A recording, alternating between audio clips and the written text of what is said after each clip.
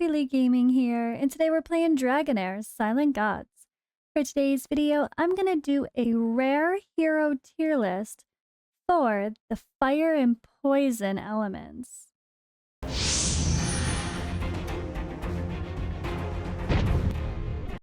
So I wanted to start here because, well, there's a lot of factors that affect this specific elemental affinity. And I wanted to do it this way because instead of just looking at poisons or just looking at fire, they're a unit. They get the same synergy with a 3 or more person team that contain those elements. So when we're looking at who fulfills what roles best, it's best to kind of look at them in that sort of grouping. Now, when it comes to tier lists, I'm not a fan of just like a generic tier list, which is also why I wanted to break this down into a smaller group instead of one massive tier list of all the rares, because there's so much to talk about as well. And as we go through, we're going to kind of break them up into their categories, but there's going to be conversation around each hero, at least a brief statement. So stay tuned for that and make sure you follow along. And don't just copy it blindly, because sometimes there's some conditions. Someone might be S tier, but only for a specific reason or with a certain setup. They might be a little bit tricky, which is definitely an example of someone today. So just because someone's on this list in a certain spot doesn't mean you can't make them better by your team synergy, or maybe they're worse because you're not using them with a proper synergy. Obviously, this is one person's opinion, my opinion at the end of the day. So take it as it is, like any sort of tier list. But this is a good way to kind of get to know the rares and talk about who's good, where, and why. So I think we're kind of going to break them down into the different categories, like DPS units, like the wild fire ones, the poisoners, and then there's some supports that are more DPS, and then the actual supports that are really supports, healer, and then of course tanks. So we're going to kind of talk about those categories in a linear fashion to kind of make it make sense. Alright, so let's go first with our wild DPS heroes. I think out of the 3, we have to give Thea a solid ranking. She is a really strong hitter who buffs herself, and every successful wild check by an ally boosts her ultimate energy, so she comes back to her ultimate frequently. And on her ultimate, she increases her attack and then hits the enemy 3 times for 280% damage. So that certainly allows her to really ramp up damage. 280% damage. Then you add on the 30% attack bonus as a buff and hitting 3 times. That's really solid. I think she has great damage potential, and she synergizes really well with other wild allies. Next up, we have Bronwyn. So Bronwyn, I think, feels a little bit weaker as a single target hitter. He does have a solid like 750% ultimate hit for his multiplier, and he does ignore shields. So if you're talking about, he ignores shields when he does the damage. So if you're talking about something like Grave of Curse, he might be up here, but he's definitely not the top tier option, I would say, overall, because he doesn't bring quite as much to the table. Although he does synergize with other wild like you would hope for, and he actually does increase his damage based on other allies' successful wild checks. He also does increase his own attack and smack with his battle skill too, but I do think his overall damage potential is a little less than Thea, so that's where we're gonna throw him for now, with the exception being Grave of Curse, maybe a little bit stronger, but you still have to get rid of the shield, not just ignore it. So that's maybe not still the ideal candidate to deal with shields. Netta here is about the same, I would say, as Bronwyn. She has a smash of 800% damage on her ultimate, which is pretty damn big for most characters, especially a rare. But she doesn't buff as much as some of the others. So her basic or battle skill is only a simple attack with like a fireball as well. Nothing too fancy with her kit, except her passive does increase her odds of proccing wild in the first place. So that actually kind of is huge. It like puts up to 60% instead of 30%. And that, if you want to consider it, could enable your team to do more damage if they rely on other allies' procs, which they do. But I kind of think they're just overall, there are a lot of really great wild characters added to the game. And more than likely, you're not going to build a wild team unless you have a great legendary, honestly. I can't even see building a wild team around only a great epic like Tunnelnon. I mean, maybe you could try like Tunnelnon and Elfie and and one of these guys, really. I would say Thea, probably. I feel like people really loved Thea in the beta. And I know she has great damage potential. But again, I really think when it comes to wild, you're really looking for the big heavy hitters. Like once we get Erich at the very least as a legendary, who's definitely not the top tier wild hero. You're looking more for like Rosh or Flora, Felicity, having some others added to the team to really make wild happen. So even though they have pretty good damage potential as single target hitters, at the end of the day, these guys are only single target hitters, and I don't think they deserve to be much higher on a list overall. So next up, let's talk about our poison DPS heroes. Now, poison is a debuff, and that's what we're going to talk about here.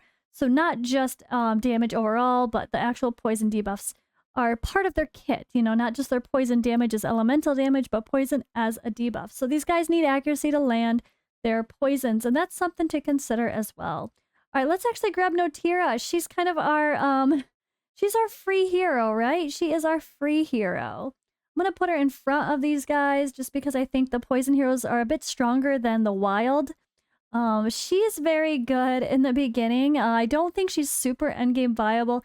I never see her in any of the dungeon examples of who are you using to beat stage whatever. So, okay, maybe she deserves up here.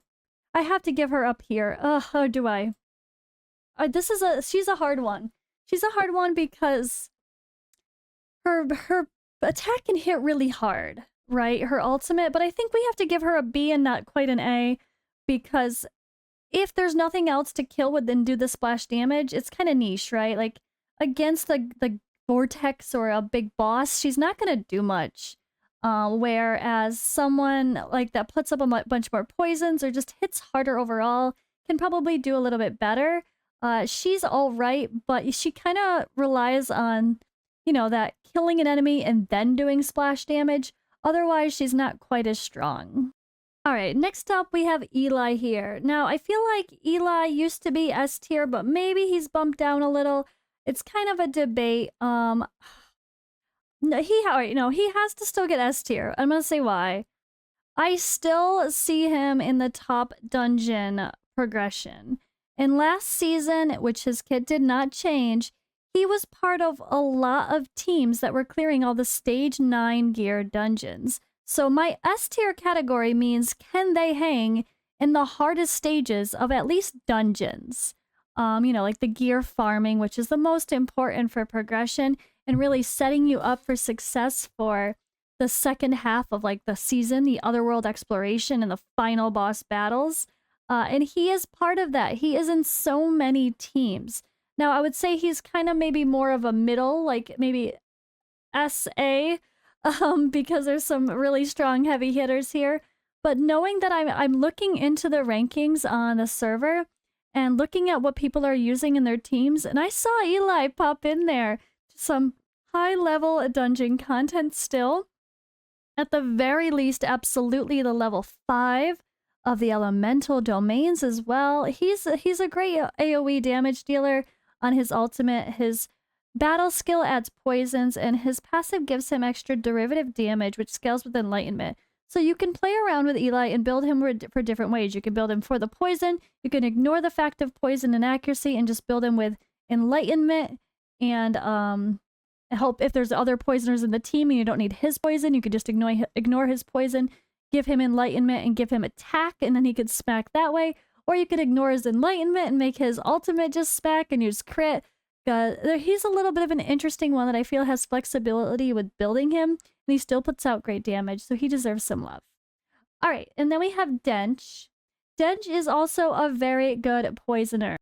Let me grab him. So I think he probably deserves to be around the area of Notira, but maybe a little bit better for a proper poison team because he can really help to keep up the poisons thanks to his passive.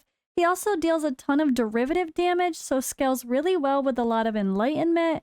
Definitely something to consider because he has this kind of damage over time as well. He's kind of one of those who might be a bit underrated, but whenever I see people looking at a poison team, I always see them grab a Dench. They're like, oh wait, I got Dench. He'll give me some poisons. He's a pretty solid mention, honestly. I think he's a bit underrated.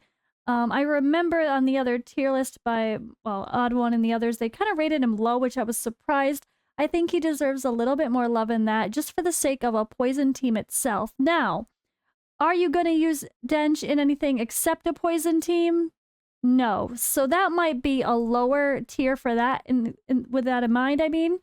But like where Notira can be used as part of a goblin team at best, where Dench is only going to be part of a poison team.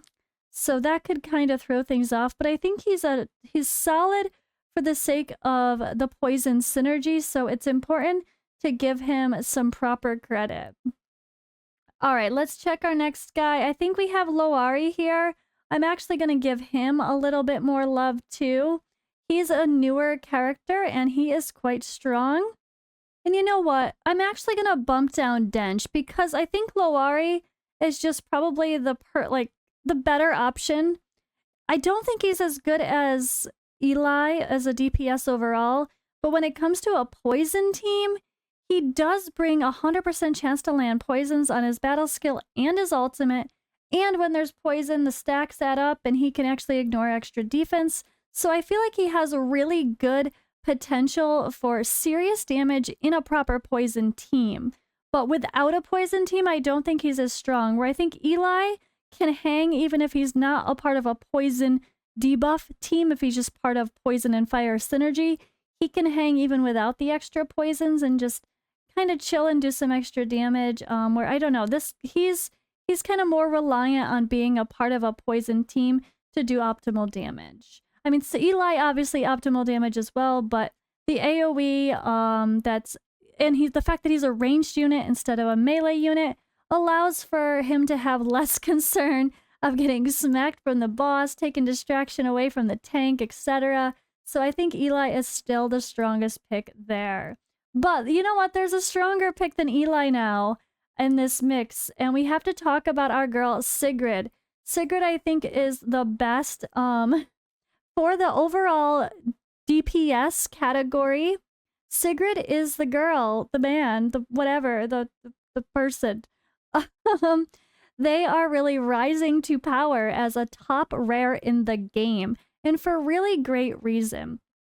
So Sigrid is a support labeled character, which is deceiving because with support, it makes you think that they don't do damage, but she does some serious damage.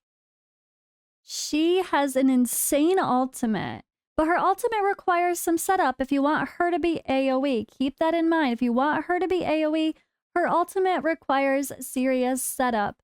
So what I mean by that is you have to have other people placing debuffs on the targets or else she's not going to hit for an AoE. But her AoE is 820% damage to the targets. So her with someone like a Voresh, which I wish they had synergy again this season, oh my god, which they still can. You don't need to have all 5 people of the same elemental combination for affinity. But Voresh can put the block buffs on everybody on the entire field, and then she comes in and she will deal 820% damage to everyone on the field. That's huge. And not only does she do that, but she brings a 100% chance to land Healing Prohibition and the big version of Decrease Attack on that ultimate too. So it's not just a massive hit that has potential to hit all enemies. It also actually adds amazing utility and bringing in important debuffs, which is why she's labeled as support. Her battle skill also hits hard and brings in Healing Prohibition, and her passive allows her to come back to her ultimate more often with boosting her ultimate energy when she kills an enemy, when an enemy dies. And that's just so good because if you're using her somewhere like Goblin and you do have the kind of rotation where you're throwing some debuffs on them before she's using her ultimate, you're just gonna destroy. She is now a top tier rare, and you should not ignore that fact. All right, so talking about heroes that do healing prohibition. So of course that's going to be an amazing debuff for some of the bosses, or like lightning, anything that's going to be healing, she's going to be great against that. Sorry, the Tempest Domain. There's a couple other healers, or enemies, couple others here that I really, really like. So Latalis, I was starting to use him on my account. Okay, I'm kind of feeling weird about this. I feel like I need to put Notira up here. I'm so debating on it. I feel weird putting Notira as a B. Okay, Notira deserves an A. I'm sorry. When you compare it to the others, I'm just going to give her an A because she can be really strong for Goblin. So I'm going to give her that. It just has the fact that she hits really hard and can do splash damage and be really good in AoE situations. Okay. Latalis here. He actually has a pretty good ultimate as well. But he's one of those that, I don't know, I feel like he's just lacking a little something and I can't put my finger on it. He does bring a potential 100% chance to land the healing prohibition. His battle skill can deplete the enemy's ultimate energy, which can come in handy in some specific battles where you can actually do that. But his passive is just like a chance to land the small version of decrease attack, which is certainly not ideal. So you wouldn't have him for that role. And I think because Sigrid is so strong as a healing prohibition hero, an anti-heal, he just doesn't deserve as much love as her, honestly. So I feel like he's bumped down here. It's really weird having me put like Dench so far down, although this is, B is still, they're fine. They're just not gonna be top tier. I think of it that way. C is gonna be just meh, right? Probably meh. But it's really funny trying to think of it in the tier way. But Latalis is okay. I'm using him for that role because I didn't have Sigrid on my free-to-play Starlight Challenge account, but I would much prefer Sigrid. And being that they're both rares, and you're probably going to get both within a matter of time, or you could, who you could choose from the fancy chest, which is where I got these pictures from. I took forever to Photoshop them all.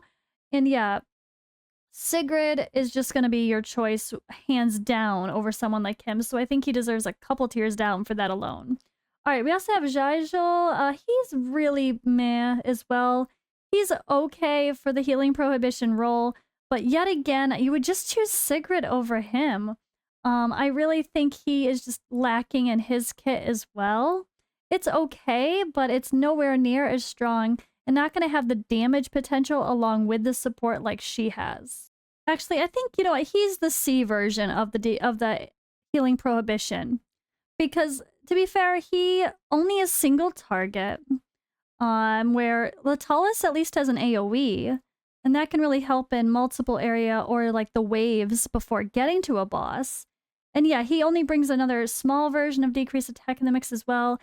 He's just not quite there and doesn't bring enough to consider using him over anybody else that you see up here. So we're going to move on from him. Now, Zadie is another debuffer we need to talk about. Cute little mouse here. All right, I'm going to put her up a little higher because she does remove buffs. And that can come in handy. And if there is no buff to remove, she can deplete the ultimate energy. Just like the other with the meh passive or his passive, you can have a decrease attack put on the enemy with the passive, but it's only the attack penalty 1, not the 2. So meh. The attack attack. I keep wanting to say attack penalty or decrease attack. Now the accuracy penalty, that's another thing she brings, is accuracy penalty 2. So the big version of pumping down the enemy's accuracy is also pretty beneficial when you're trying to resist the debuffs, right? So that might be something we're underrating maybe for the sake of some of these bosses that I'm fighting, Zadie would actually be huge. I don't have them on my free-to-play account, so I can't test it anyway. I don't think anyway, or do I? Maybe I do. No, I don't think so. But she can help you to resist the debuffs instead of have to remove them, or instead of remove them with a dispeller. So that's something to think about as well. Maybe try accuracy penalty as a debuff on the enemy instead of having to have super high resistance if you're trying to resist debuffs and you don't have good cleansing options. So that can definitely come into play, but it's going to be more niche and you're probably going to have better options. So that's where I think she deserves to land. All right, next up we have Gloin. He's pretty weak, honestly. I might even put him down here. I just can't see where you'd ever use him over some other, like, synergies and stuff. I don't know. He brings, like, a crowd control with blind, which is okay. But his ultimate has a chance to dispel a buff from an enemy, but it's only a chance, not 100%. So I don't really like that either. I just don't think he brings enough to the table to consider really putting him in a team. So I'm kind of gonna leave him there, honestly. I just don't think he's that interesting. And I don't think he brings enough to where you would choose to use him over so many other types of support in your team.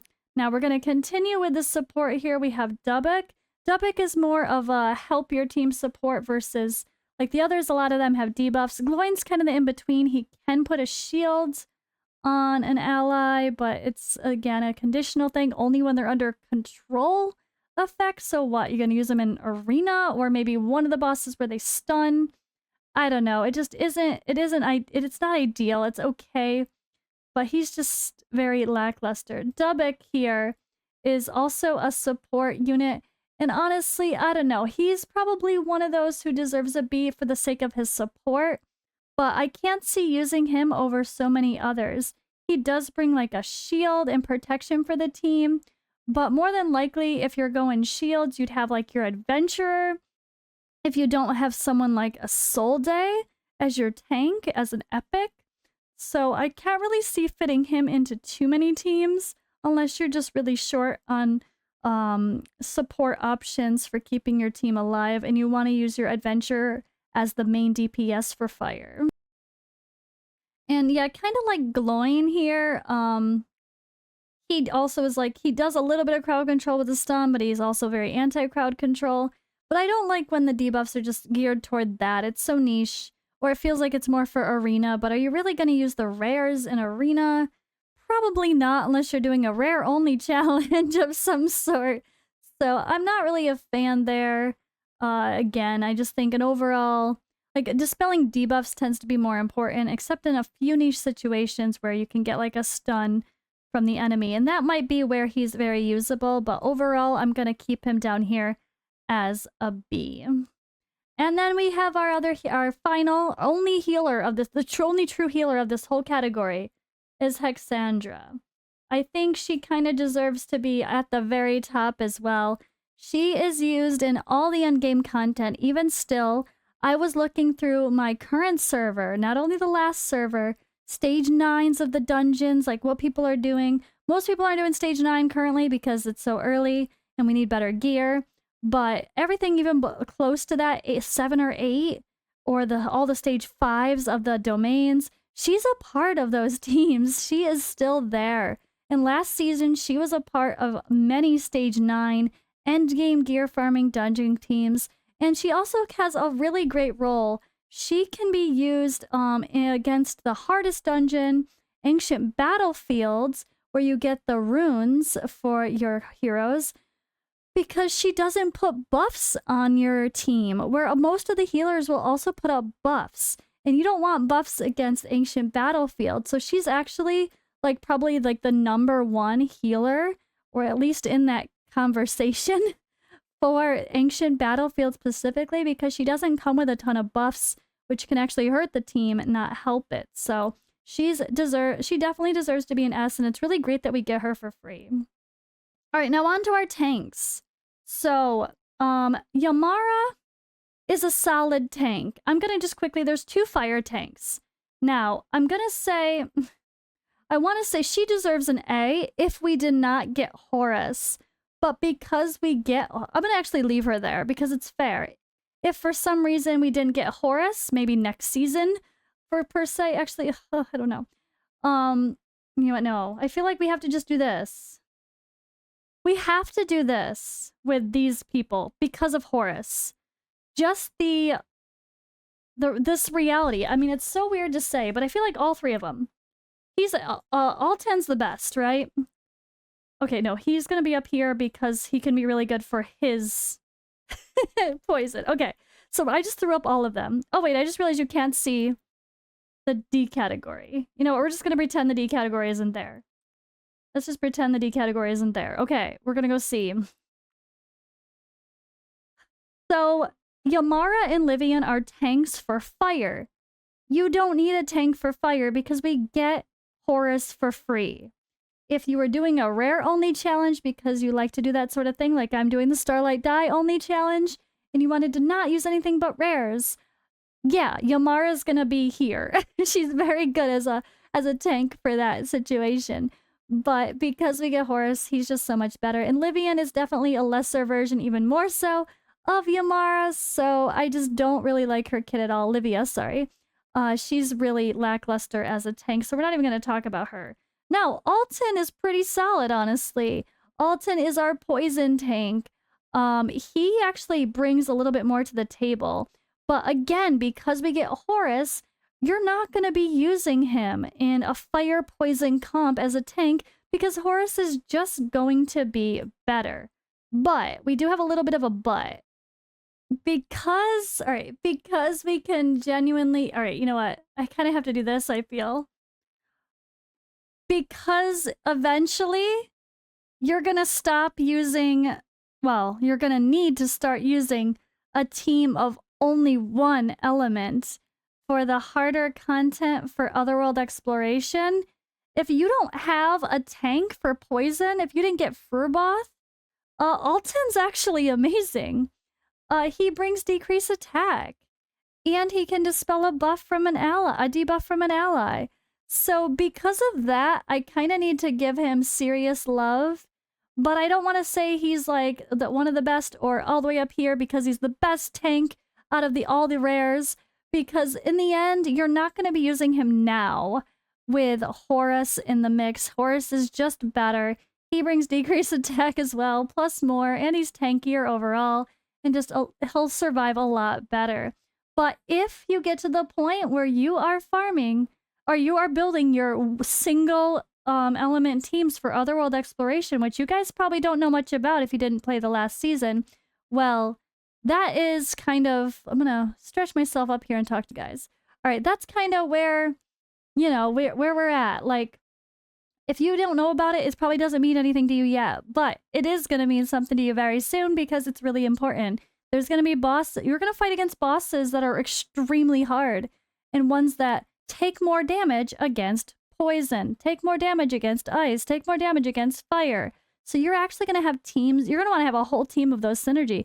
Plus the very final dragon battle, the Copper Dragon, you can have up to 6 full teams where you're not repeating characters. Yes, 30 fully built heroes. So if Alten ends up being your only poison tank, he's going to be fine. He's literally the only poison tank that is a rare. And he's going to fulfill the job just fine. So I want to give him some love up there, even though it's a little bit different. But yeah, I feel like this is fair. Again, if we didn't have Horus, Yamara would be higher. But other than that, I think this kind of sums it up. Our top tier heroes versus the lower male ones. I hope this helps you guys decide what to do when working on your teams and or picking from that chest that we get from the battle pass. But yeah, that's all for today's video. I'll see you in the next one.